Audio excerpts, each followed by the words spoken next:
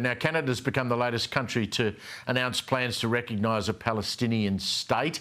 Now, France and the UK have done that as well. A lot of pressure now on Anthony Albanese. Joining me to discuss is Sky News contributor Kosha Garda and past Chair of Parliament's Foreign Affairs and Defence Committee, Michael Danby. Welcome to you both. Michael, how much pressure is the PM under to put his hand up and say, me too? Well, considerable. You just saw Jim Chalmers' statement, so he's the rest of the parliamentary leadership are going along with it. But the question for Canada and all these countries is, does the world, was it created yesterday? In 1948, in the year 2000, in 2008, in 2013, there were offers of the Palestinians to a full state alongside Israel and were refused each time. Now, if Canada and Australia are going to go in and run a program of re-education, as we did in Germany after the Second World War, was called denazification, and we get the Palestinians to talk in reasonable democratic terms, and we get Mohammed Abbas to have an election 4 years into his 20-year term.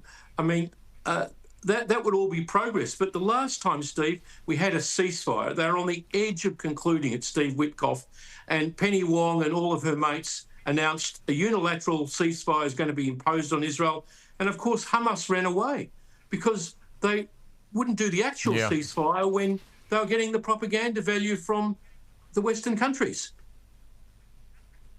So, Kosha, I mean, Donald Trump said what you're doing here is you're actually rewarding Hamas by doing this. He's right, isn't he?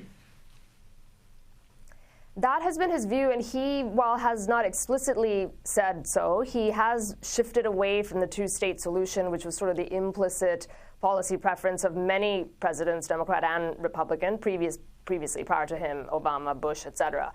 He has not said that. He's, toyed with ideas with maybe rhetoric like the U.S. taking over administration of Gaza and things like that to kind of break that long-time thing, because he does believe that it is rewarding Hamas. It's not about the Palestinian people, but it is about Hamas, and that's why he's really throwing fire against PM Carney right now because of their move last night. Michael, speaking of Donald Trump, he's presented a new shorter deadline to Russia to get them to agree to a ceasefire in Ukraine, 10 or 12 days. He makes these comments about, deadlines and keeps them tight, but he has been called Taco, of course. So what happens after 12 days if Putin presumably does nothing?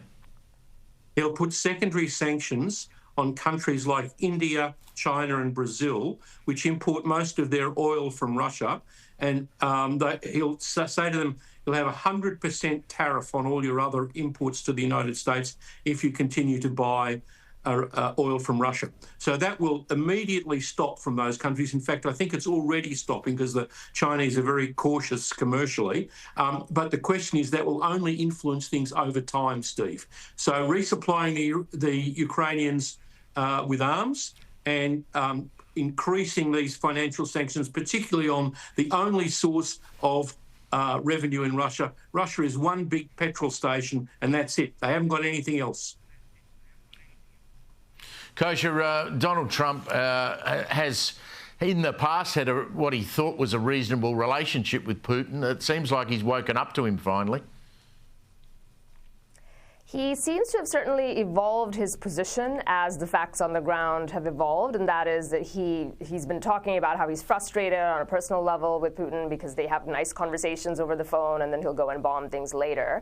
That said, I don't know that the fundamentals have changed in terms of how he views things, which is he is a very transactional president, Trump. He doesn't look at this through the lens of ideology, that we have to protect Ukraine or protect democracy. He's more about, his only ideology, I think, is peace. He wants to stop the killing, and he wants to make a deal to try and get to that outcome, imperfect though it may be. So that hasn't changed. I'm not sure how strongly he will go in terms of secondary sanctions, as Michael was saying, because he will pay a price for that politically elsewhere. So I'm sure he's measuring all those options, but he is certainly changing his stance and willing to push harder against Putin, more so than he was initially.